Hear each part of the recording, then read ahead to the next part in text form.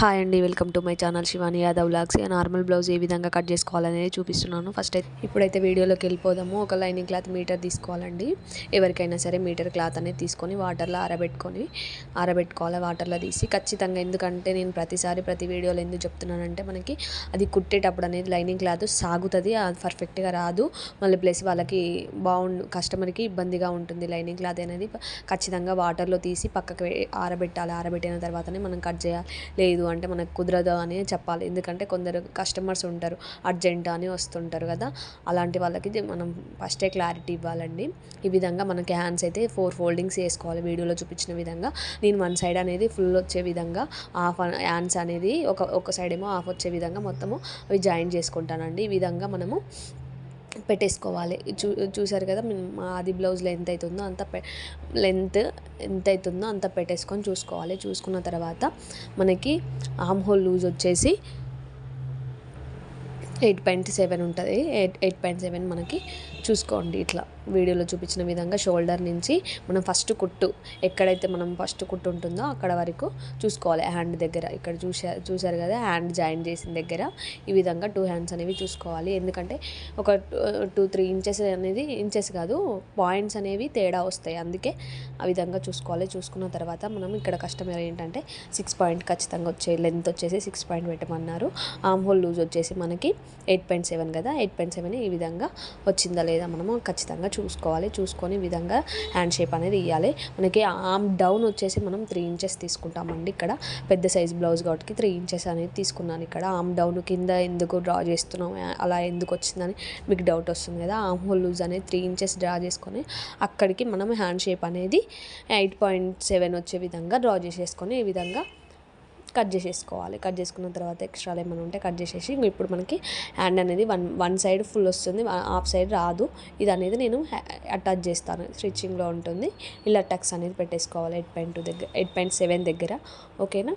ఈ విధంగా ఎప్పుడైనా సరే మనకి హ్యాండ్ అనేది ఖర్చుల కోసం హాఫ్ ఇంచ్ అనేది తీసేసుకోవాలండి. కింద కూడా ఇలా తీసుకున్న తర్వాత మనము ఉన్న లైనింగ్ క్లాత్ని మళ్ళీ రివర్స్ చేసేసుకోవాలి. ఈ విధంగా మన ఫోల్డింగ్స్ ఏమో మనకు ఎదురుగా ఉండాలి, మన దగ్గరకు ఉండేదేమో మడతతో ఉండాలి. ఈ విధంగా పెట్టేసుకున్న తర్వాత మనము స్ట్రైట్గా ఒక లైన్ అనేది వేసేసుకోవాలి. వీడియోలో చూపించిన విధంగా ఇలా స్ట్రైట్గా వేసుకొని క్లాత్ అనేది ఎక్స్ట్రా ఉంటే కట్ చేసేసుకోవాలి. కట్ చేసుకున్న తర్వాత వీడియోలో చూపించిన విధంగా మనం అనేది హాఫ్ ఇంచు పైకి అనేది మార్కింగ్ చేసుకోవాలి. ఎందుకంటే మనకి మనము నడుము దగ్గర మనం నడుము బెల్ట్ వేస్తాం కదా, అది హాఫ్ ఇంచు లోపలికి ఖర్చులోకి వెళ్ళిపోతుంది కాబట్టి మనం కొట్టుకోవాలి. వీడియోలో చూపించిన విధంగా నడుము నుంచి బ్యాక్ నెక్ ఉంటుంది కదా, బ్యాక్ నెక్ నుంచి మనం ఆర్మ్ హోల్ దగ్గర ఇక్కడ సైడ్స్ పట్టుకొని ఈ విధంగా వీడియోలో చూపించిన విధంగా మనం మార్కింగ్ చేసుకోవాలి. చెస్ట్ లూజ్ అనేది వస్తుంది. అప్పుడు మనకి చెస్ట్ లూజ్కి నడుము లూజ్కి 1.5 ఇంచు డిఫరెంట్ ఉండాలి. అది ఉందా లేదా మనము 2 నడుములు ఉంటాయి కదా, ఆ నడుము పాయింట్ దగ్గర పెట్టుకొని చూసుకోవాలి. చూసుకున్న తర్వాత 2 ఇంచెస్ అనేది ఎక్స్ట్రా పెట్టేసుకున్న తర్వాత ఇప్పుడు మనం లెంత్ అనేది ఎంత ఉందో చూసుకోవాలి. లెంత్ వచ్చేసి మనకి షోల్డర్ నుండి నడుము బెల్ట్ దగ్గర వరకు మనం ఈ విధంగా డాట్ ఉంటుంది కదా, ఆ డాట్ నుంచి ఇక్కడ వరకు పట్టేసుకొని వీడియోలో చూపించిన విధంగా డ్రా చేసుకోవాలి. ఇలా మొత్తము మనము ఎక్కడి వరకు అయితే మార్కింగ్ చేసుకున్నామో అక్కడి వరకు మనం పెట్టేసుకోవాలి. చూడండి వీడియోలో ఇలా పెట్టేసుకున్న తర్వాత ఇక్కడ షోల్డర్లోకి మనకి హాఫ్ ఇంచ్ అనేది ఖర్చుల కోసం వెళ్ళిపోతుంది. అందుకే మనం ఇంకా హాఫ్ ఇంచ్ అనేది ఎక్స్ట్రా డ్రా చేసుకుంటున్నాం. ఓకేనా.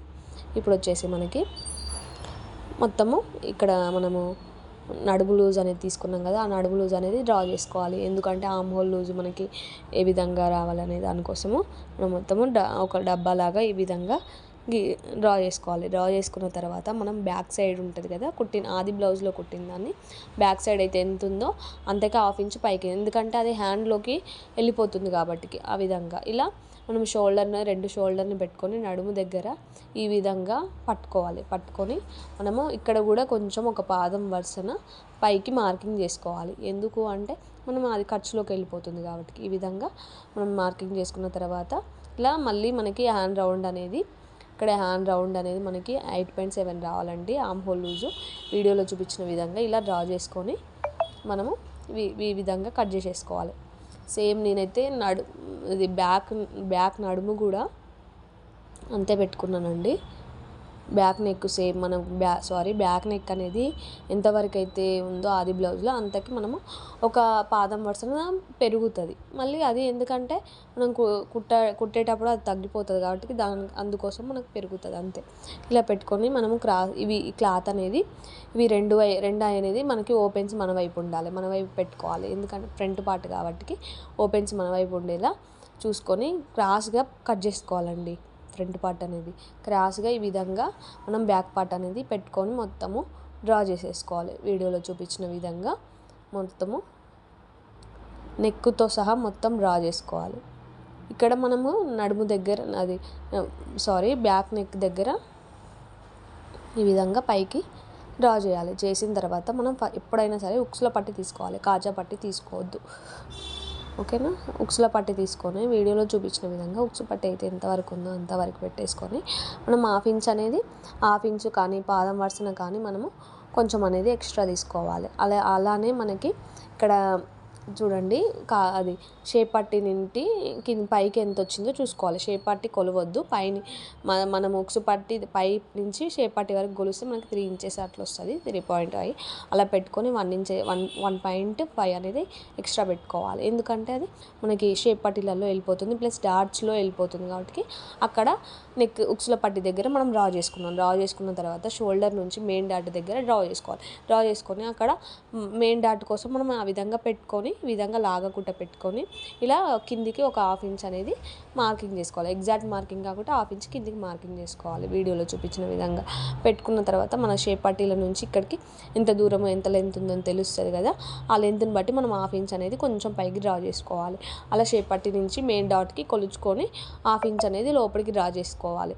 అలా మీకు వీడియోలో చూపించిన విధంగా ఈజీగా తెలుస్తుంది. సేమ్ మనం డాట్ కుడతాం కదా, ఆ పాయింట్ ఉంటుంది కదా ఆది బ్లౌజ్లో, ఆ పాయింట్ కొలుచుకోవాలి. ఆ పాయింట్ కొలుసుకుంటే మనకి 1 పాయింట్ అన్న 1.2 అన్న అట్లా వస్తుంది. ఒక్కొక్కరిని బట్టి ఒక్కొక్కలా వస్తుంది. అలా పెట్టుకొని డ్రా చేసుకోవాలి. డ్రా చేసుకుంటే మనకి మెయిన్ డాట్ అనేది వచ్చేస్తుంది. ఫ్రంట్ పార్ట్లో మెయిన్ డాట్ అనేది ఇలా పెట్టేసుకొని నేను మళ్ళీ మొత్తం నెక్ వరకు షోల్డర్ వరకు ఈ విధంగా కట్ చేసేసుకుంటాను. వీడియోలో చూపించిన విధంగా ఇలా హాఫ్ ఇంచ్ మనం ఇక్కడ ఉక్సుల పట్టికి వెళ్ళిపోతుందని చెప్పా కదా, ఇలా ఇది మనం ఫ్రంట్ పార్ట్ కదా లోతు తీసుకుంటాం కదా, వీడియోలో చూపించిన విధంగా లోతు అనేది డ్రా చేసుకున్నాను నేను. అలా మీరు కూడా డ్రా చేసుకోవాలి. డ్రా చేసుకున్న తర్వాత షేప్ పట్టీల నుంచి ఇట్లా షేప్ పట్టీ కోసం మనం క్రాస్ తీసుకుంటాం కదా ఇక్కడ, అలానే సేమ్ అదే విధంగా పెట్టుకొని ఇక్కడ కొంచెం అనేది ఎక్స్ట్రా తీసుకోవాలి. ఎందుకంటే మనకి డాట్స్లోకి వెళ్ళిపోతుంది కాబట్టి ఎక్స్ట్రా తీసుకొని ఇట్లా షోల్డర్ నుంచి మనం మెయిన్ డాట్ ఇలా ఈ విధంగా పట్టుకుంటే మనకి సమానంగా అనేది రావాలి. వచ్చినప్పుడు ఇలా డాట్ అనేది 2 డాట్స్ అనేవి మనం పెట్టుకుంటాం కదా, అలా ఒక డాట్ అనేది అవుతుంది. ఓకేనా? ఇలా పెట్టుకున్న తర్వాత నెక్స్ట్ వచ్చేసి మనకి షేప్ పట్టీలు ఏ విధంగా కట్ చేసుకోవాలో చూపిస్తాను. మనము ఇప్పుడు మిగిలిన బ్యాక్ పార్ట్ కట్ చేసినాక అక్కడ మిగిలిన క్లాత్లో నేను ఇప్పుడైతే ఫ్రంట్ పార్ట్ అది షేప్ పట్టీలు అయితే కట్ చేస్తున్నాను. షేప్ పట్టీలు ఈ విధంగా పెట్టేసుకోవాలి. క్లాత్ అనేది కొంచెం ముడుతుంది కదా మీకు అంత, అందుకే నేను 1-2 సార్లు అలా సమానంగా అనుకుంటున్నానండి. ఓకేనా? ఈ విధంగా స్ట్రైట్గా ఉండే విధంగా కట్ చేసేసుకోవాలి. జలుబైంది అందుకే వాయిస్ అనేది చాలా తేడాగా వస్తుంది అందుకే. ఓకేనా? ఇలా మనకి సేమ్ అన్నీ ఆది బ్లౌజ్లో తీసుకోవాలి, ఎక్స్ట్రా పెట్టుకోవాలి అంతే. ఇక్కడ నుంచి ఉక్సుల పట్టీ నుంచి తీసేసుకోవాలి. తీసుకొని ఇక్కడ హాఫ్ ఇంచు కిందికి హాఫ్ ఇంచు పైకి హాఫ్ ఇంచ్ అనేది హాఫ్ ఇంచ్ కాకుండా పాదం ఇంచ్ అంతా 1 2 3 ఏమంటారు పాయింట్స్ అంతా పెట్టుకున్నా సరిపోతుందండి. అక్కడికి 1 హాఫ్ ఇంచ్ అంటే ఎక్కువ అయిపోతుంది. ఓకేనా?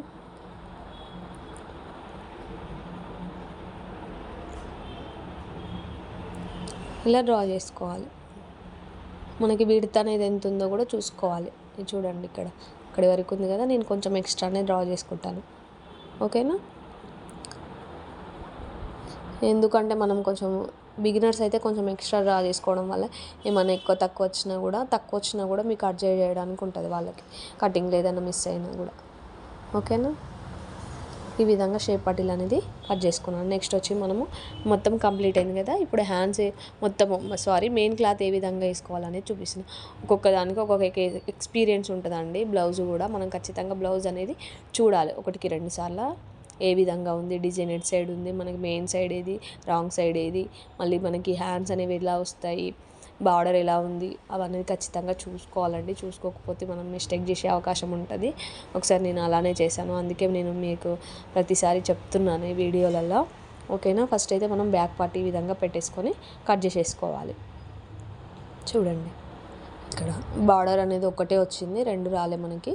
చూసుకుంటే ఈ విధంగా ఈ హ్యాండ్స్ ఏమనుకున్నానంటే ఫస్ట్ కుట్టేటప్పుడు నేను కట్ వర్క్ ఇద్దాం అనుకున్నాను, కానీ కట్ వర్క్ కుట్టిన అసలు ఏమంటారు క్లాత్ సరిగా లేక మొత్తం పీల్చుకపోయి నేను కుట్టలేదు అసలు. ఇది ఎప్పుడో పెట్టాల్సిన వీడియో కానీ పెట్టలేదండి. ఈ విధంగా హ్యాండ్స్ అనేవి కట్ చేసుకోవాలి. నెక్స్ట్ వచ్చేసి మనకి మిగిలిన క్లాత్లో మనకి జాయింట్లు పడ్డా సరే, ఇంకా ఫ్రంట్ పార్ట్ అనేది ఫ్రంట్ కనపడదు కాబట్టి మనకి జాయింట్లు పడ్డా పెద్ద ఏమనిపించదు కాబట్టి మనం ఎప్పుడైనా ఫ్రంట్ అనేది జాయింట్లు పడే విధంగా క్లాత్ లేనప్పుడు అలా కట్ చేసేసుకోవాలండి. ఈ విధంగా కట్ చేసుకున్న తర్వాత ఈ వీడియో ఇంత ఫ్రెండ్స్. బాయ్. మరి నెక్స్ట్ వీడియోలో కలుద్దాం. ఎలా ఉందో కామెంట్